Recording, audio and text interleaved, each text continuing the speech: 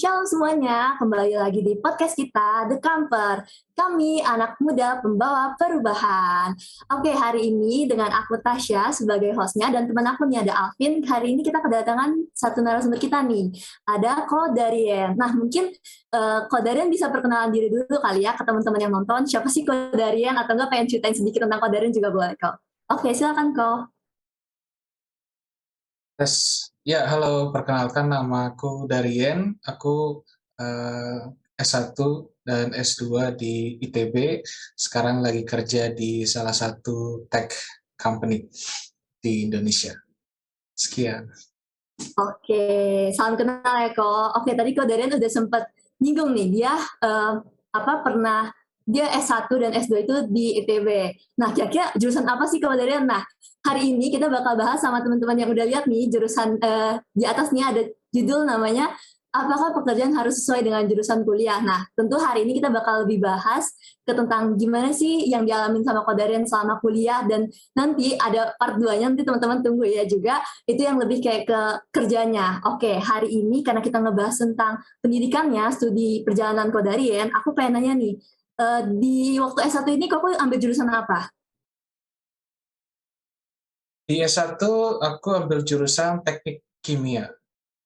Wow, teknik kimia ya teman-teman. Siapa di sini yang suka kimia? Mungkin boleh komen. Kalau aku sendiri, jujur itu salah satu pelajaran yang aku hindarin gitu waktu SMA gitu ya. Nah, aku penasaran nih kok, karena aku nggak gitu suka kimia, kenapa sih kok milih teknik kimia tuh sebagai jurusan waktu Koko S1 itu? Mungkin Koko bisa ceritain alasannya dan apa yang dorong Koko buat milih itu gitu. Ya, sepertinya kalau untuk aku sendiri sih harusnya pengalamanku mirip dengan kita-kita kebanyakan ya. Maksudnya kenapa milih itu ya bisa karena pengaruh, masukan gitu. Waktu itu aku nanya-nanya juga ke teman-teman, juga pasti nanya-nanya kan ke teman-teman, kira-kira aku sukanya ini, terus cocoknya di mana gitu. Jadi aku bertanya-tanya, waktu itu aku SMA IPA juga kan. Dan tentu tentu kita sebagai pelajar gitu ya, belum masuk kuliah, kita pasti mikir, ini subjek apa yang di SMA ini kita bisa gitu.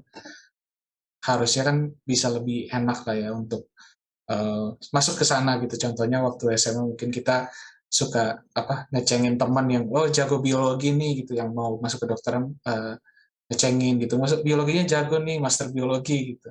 Sama dengan aku waktu itu kimia mending lah dibandingkan yang kemarin. Hasil jujur eh, nggak kebanyakan dari kita mungkin jarang ya ada yang langsung jurusan teknik kimia. Kalau aku waktu itu memang mau kimia, akhirnya memutuskan untuk milih kampus aja, nyari apa yang ada kimia di sana. Mungkin kalau jurusan lain mungkin ada yang lebih lebih lebih spesifik ya langsung ya. Tapi kalau di ITB waktu itu, karena ITB itu kan, aku lupa ya di kampus lain seperti apa. Tapi kalau ITB itu tahun pertama itu kita di fakultas, jadi nggak langsung masuk jurusan. Jadi kita tuh kalau waktu dulu sebelum UTBK ya, SBMPTN dulu atau SNMPTN, kita milih fakultas bukan milih jurusan. Hasil cecet, aku sampailah memilih antara kimia murni atau teknik kimia. Jadi kalau di jurusan itu ada kimia murni, ada teknik kimia. Kalau kimia murni itu ya jadi saintis kimianya. Kalau teknik kimia itu yang aku ambil adalah teknik. Jadi yang proses-proses di pabrik lah, menghasilkan sabun, gimana caranya itu kita teknik yang bikin gitu. Hasil kita lihat jatuhlah kepada teknik kimia gitu, karena nggak terlalu kimia-kimia banget, eh, dan juga masih ada bisnisnya waktu itu aku pikir, karena kan nyari-nyari, oh proses menghasilkan sesuatu, oke lah gitu bisa dipakai di ini. Jadi dua hal berarti kan, satu nanya-nanya temen, kira-kira skill apa yang aku waktu itu bagus, dan juga keinginan gitu, pengen bisnis tapi kimia lumayan nih, akhirnya digabung, harapannya awalnya seperti itu. Jadilah memilih teknik kimia ITB, Fakultas Teknologi Industri. ITB waktu itu. Di tahun pertama kuliah nilainya bagus, milih. Jadi aku milih teknik kimia tentunya kan dari awal. Puji Tuhan masuk, ya udah berarti mulailah dari situ.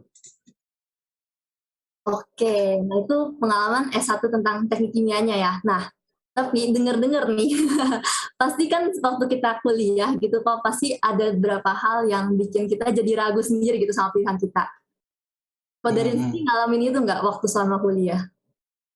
Iya, iya, pasti. Dulunya pasti terutama kalau kita di tahun awal-awal ya gitu, atau tahun-tahun awal-awal kuliah, kita udah mulai menjalaninya gitu. Pasti aku dan ternyata waktu aku ngobrol sama teman dan juga teman-teman lain itu menemukan bahwa mereka punya minat yang berbeda. Ada yang eh, tentu dia pengen pas banget ternyata minatnya sama teknik kimia, yaitu jadi teknisi, engineer di pabrik-pabrik kerjanya.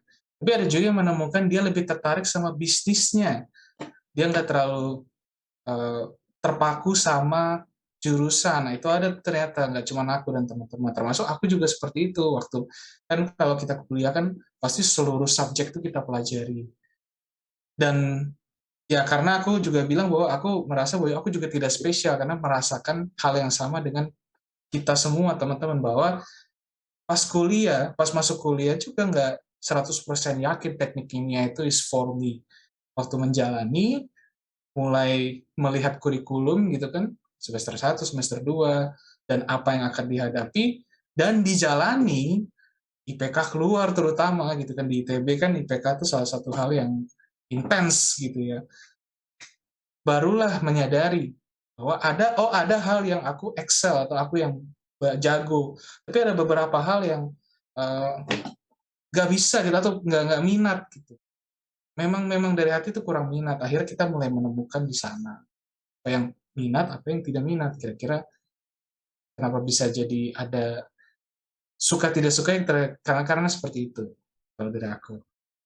Oke, sebenarnya wajar sih. Mungkin hampir di semua jurusan juga kayak gitu ya, kok. Nggak cuman di beberapa jurusan aja yang kayaknya emang ada nih hal yang aku lebih dan aku suka, tapi juga ada beberapa hal yang aku kurang kuasai dan aku kurang gitu suka gitu. Nah, tapi kira-kira kapan nih kok, Koko mulai ngerasa ada keraguan itu atau mulai ada apa ya, kayak sesuatu yang bikin Koko juga nggak yakin gitu? Itu mungkin bisa diceritain kok. Ya tentunya kalau untuk kasusku sih, aku merasakannya dia di tahun-tahun, mungkin setahun terakhir kuliah, mungkin ya. Karena dari situ kita udah mulai berpikir karir, untuk karir itu. Tentunya kalau setahun itu, kalau di aku waktu itu, dari setahun terakhir itu udah mulai tugas akhir. Jadi dulu kan waktu masuk kuliah tahunnya skripsi itu adalah satu hal. Ini maksudnya satu yang penghalang terakhir untuk keluar dari kampus. Ternyata tidak. Kasusnya di ITB, jurusanku teknik kimia seperti itu. Ada 3 tugas akhir dimulai setahun terakhir. Nah, di situ tuh tugas akhir kan memang aku selain skripsi kan ya memang waktu itu merancang proses pabrik gitu. Waktu itu menghasilkan eh, aku merancang pabrik penghasil absorben popok. Di popok itu kan ada absorbennya di bawah. Aku peran pabrik yang menghasilkan itu.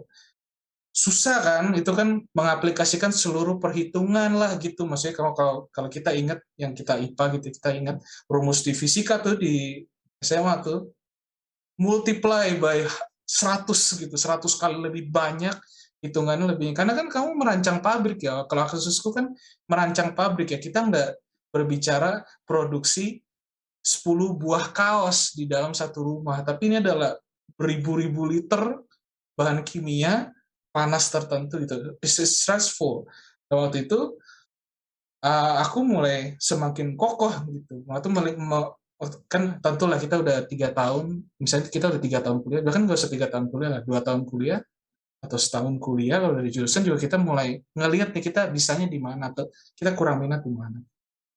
Barulah aku melihat, oh ternyata waktu tugas kan aku waktu itu aku teknik itu diajari juga tentang bisnis project management waktu itu ada, tapi satu matkul aja 3 SKS, maksimal 6 SKS lah yang mirip-mirip project management sama bisnis. Karena kan kita engineer waktu itu perlu paham sisi bisnis. Gitu.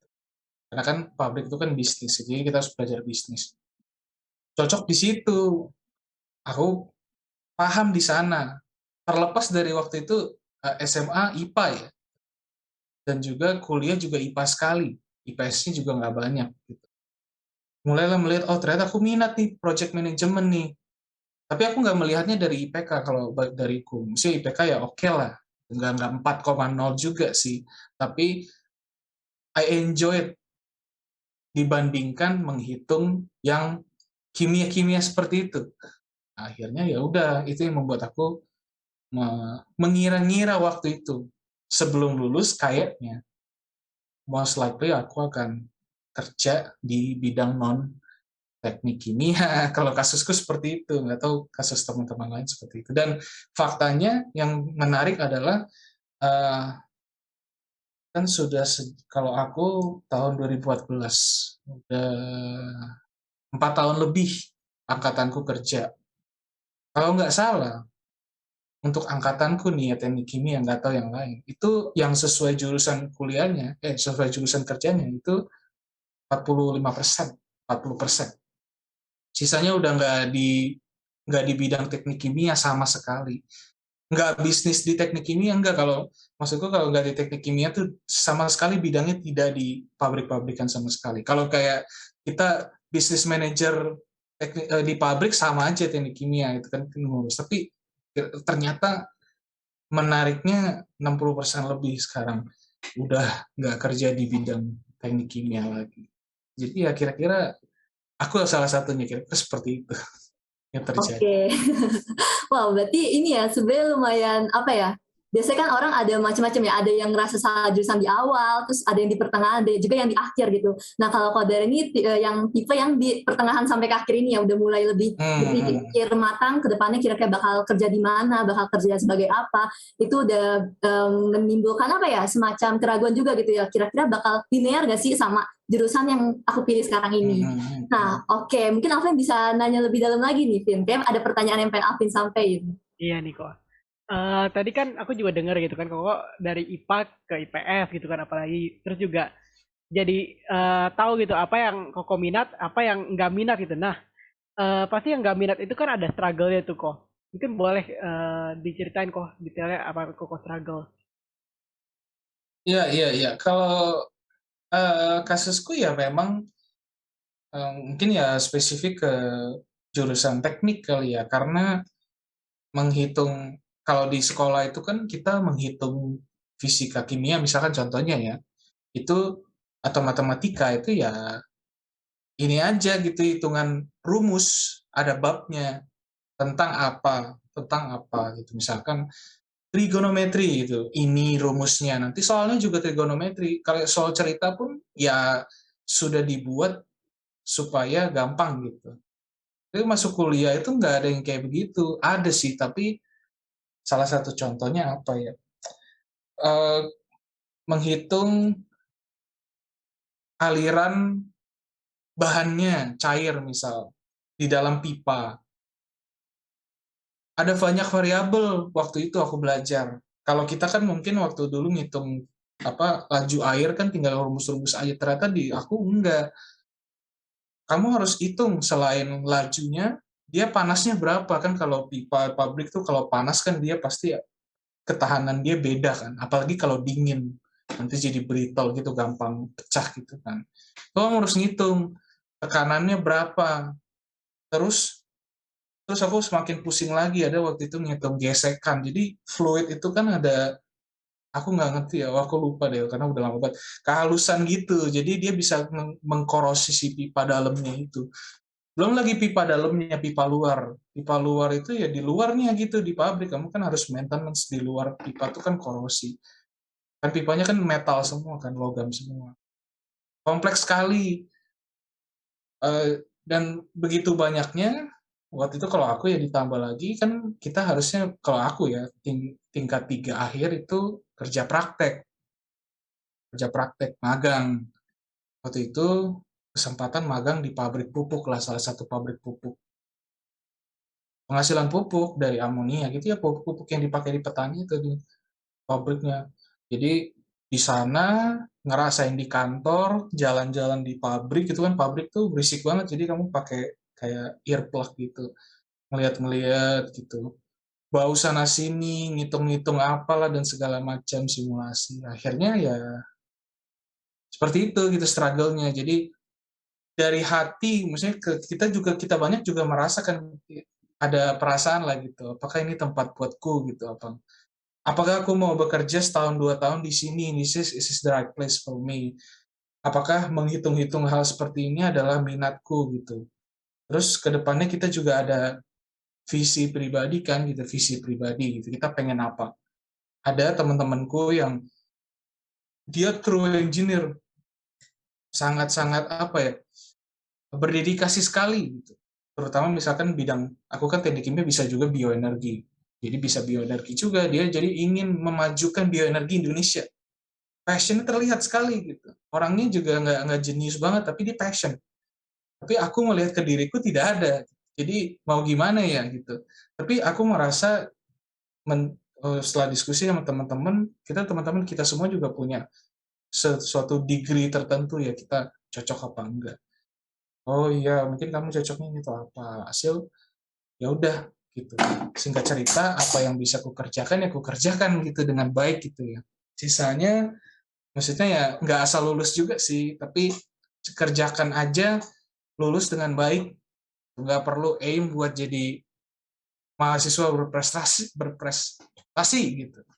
Ya udah kerja aja, maksudnya kuliah aja gitu sebisa mungkin gitu supaya lulusnya baik. Kira-kira seperti itu yang terjadi.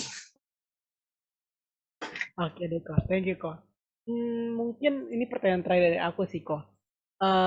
Tadi kan Koko udah nge-cover nih apa aja struggle Koko sama gimana Koko menghadapinya gitu kan.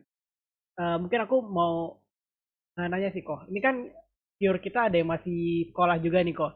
Apalagi ada yang SMA juga gini. eh aku mau nanya sih kok. Mungkin kiat-kiat biar gak salah jurusan atau mungkin eh dijalanin aja dulu gitu buat mereka gitu ya. Yang mungkin masih ada rada ragu gitu. Ya, iya kalau hal seperti ini harusnya kita semua relate ya.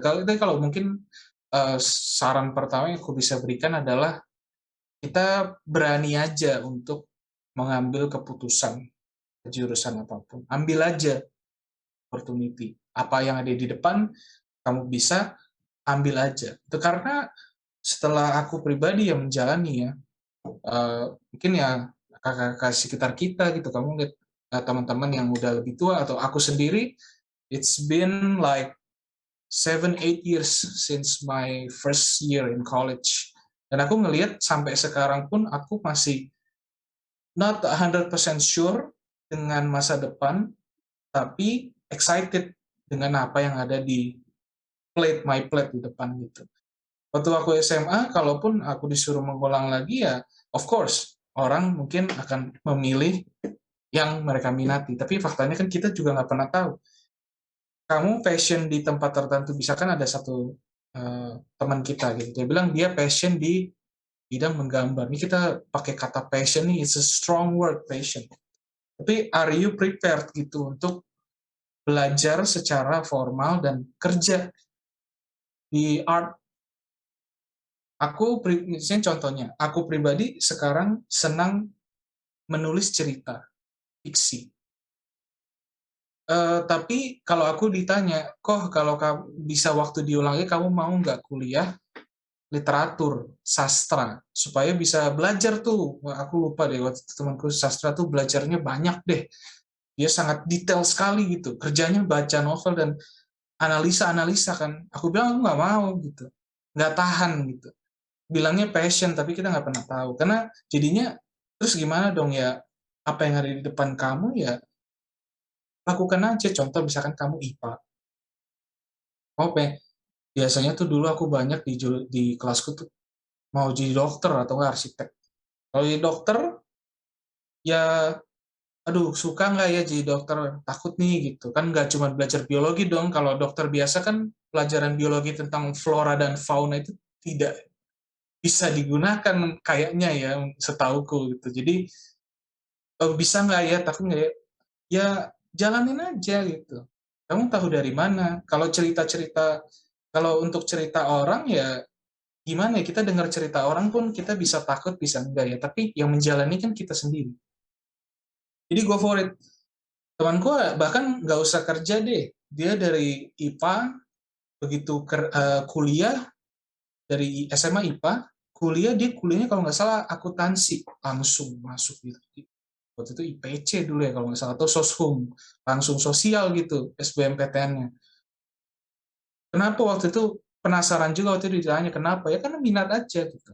Lah terus SMA-nya ngapain IPA gitu, ya minat aja gitu. Jadi nggak apa yang, kalau bisa lurus ya lurus ya gitu. Tapi kalau pengalamanku, karena hidupku ini jurusannya tidak pernah lurus gitu, selalu ada challenges gitu. Jadi apa yang ada di depan aku lakukan aja. Aku juga kebetulan adikku juga lagi kuliah sekarang tahun kedua, sorry. Jadi cerita juga gitu, oh aku ada minat di sini tapi aku kurang minat di sini gitu. Padahal dia pengen bisnis dulu, aku ingat dia bilang dia pengen bisnis. Tapi waktu itu akhirnya pas kuliahnya administrasi bisnis, kurang bisnis apa lagi coba. Ada yang dia minat, ada yang tidak minat ternyata. Nggak apa-apa, nggak masalah gitu. Terus dia nanya, aku harus gimana dong kok gitu, kan ada yang nggak suka gitu ya, kamu jalanin aja gitu.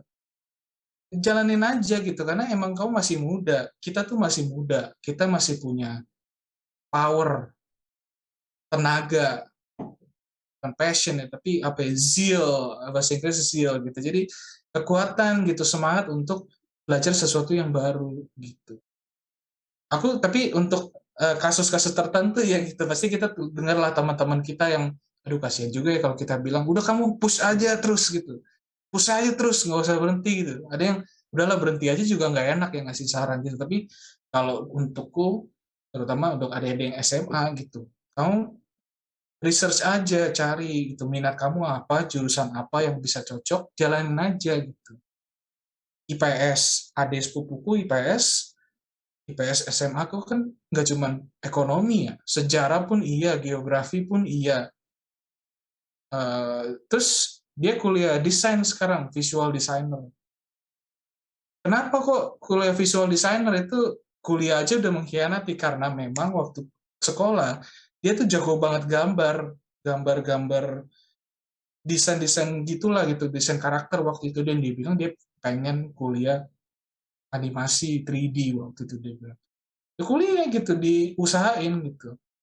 Pada akhirnya dia suka nggak, sekarang kebetulan mungkin puji Tuhannya kerjanya semi-semi linear lah, awalnya linear lah gitu, animasi juga gitu, tapi at least she fought her wants gitu, dia memperjuangkan apa yang dia mau, dia cobain aja dulu gitu, karena ada struggle-nya sendiri nanti gitu. Nanti kamu kuliah, mau magang atau mau kerja, ntar ada kesulitan lagi tuh, ada lagi.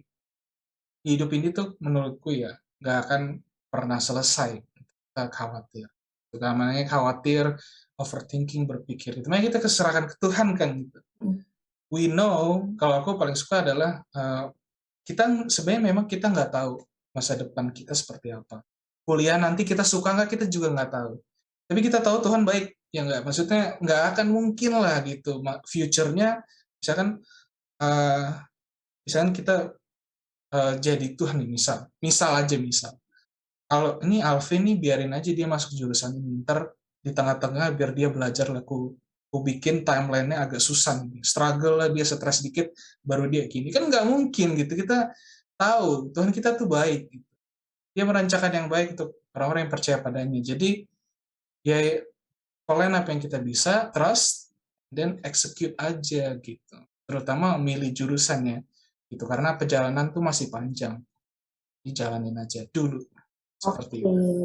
Sebenarnya udah cukup lengkap ya teman-teman. Tadi Kodaren juga udah sempat singgung kayak tentang sebenarnya sama satunya aku pengen tambahin kayak kita yang tahu di batasan diri kita sendiri ya kok. Jadi maksudnya kayak mungkin saran kalau Darian tuh nggak berlaku di semua orang gitu, tapi seenggaknya bisa ada yang diterapin kalau misalkan emang ada dorongan yang lebih kuat buat kalian lanjutin, lebih baik lanjutin gitu ya. Karena emang harus apa ya, kalau bisa menyelesaikan apa yang kita mulai. Nah, mungkin di akhir ini kita pengen denger deh kok tentang perjalanan studi Koko yang Koko lanjutin sampai ke S2 juga, yang di MBA ya, Magister Business Administration. Mungkin bisa diceritain singkat dan kenapa sih alasan memilih itu dan apa aja sih yang dialami selama kuliah S2 ini?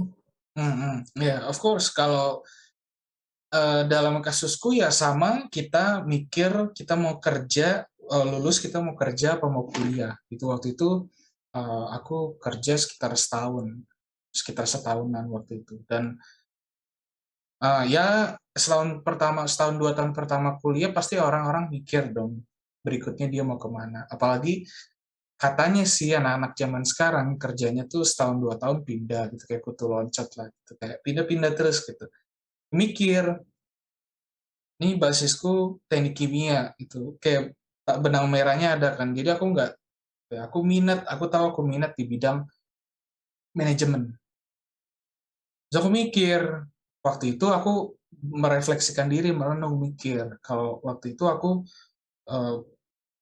background-nya teknik kimia, aku akan kerja di teknik kimia aja gitu. Terlepas nggak tahu ya, pikiranku tuh seperti itu sih sebenarnya. Jadi kayak aku nggak pengen di sini terus gitu. Kalau ya di teknik kimia kan ya kamu ya engineer terus kan gitu. Jadi engineer senior gitu. Mengambil keprofesian insinyur, bla bla. It's not something I wanted at that time. Mau keluar dari teknik kimia juga, kalau kita ngeliat jurusan kita, aku nggak yakin gitu dengan jurusan teknik kimia. Contohnya apa ya? Aku ambil salah satu contoh deh. Aku mau masuk Gojek misal. Gimana mau masuk Gojek kamu teknik kimia? Unless you have exceptional intelligence gitu. Kalau kamu mapres gitu ya waktu itu. IPK kamu 3,9999. So, you're best of the best. Aktif di segala organisasi, menang banyak lomba. Relatively easier menurutku untuk pindah-pindah jurusan. Karena kalau kamu fresh graduate kan, ya sebagai employer ngelihat mahasiswa yang star seperti ini kan oke. Tapi I'm not that person. Normal aja gitu. Nothing extraordinary, really bad juga enggak lah gitu. Jadi I feel like I have to study again. Tentu kalau untuk S2 kasusnya adalah a big decision juga, karena belajar lagi. Kita udah 4 tahun kuliah gitu kan, belajar lagi. Setelah aku mempertimbangkan, tentu kita balik lagi, kita diskusi sama orang tua, diskusi sama temen, terutama sharing sama teman-teman yang udah kerja, yang kerja di berbagai jurusan gitu. Ya udah, akhirnya aku memutuskan aku ambil MBA waktu itu. Karena sebenarnya MBA waktu itu 1,5 tahun, dan itu tuh case study basis gitu. Jadi nggak kuliahnya nggak kayak teori banget lah, tapi banyakan praktek bisnis. Jadi I feel like it's okay gitu.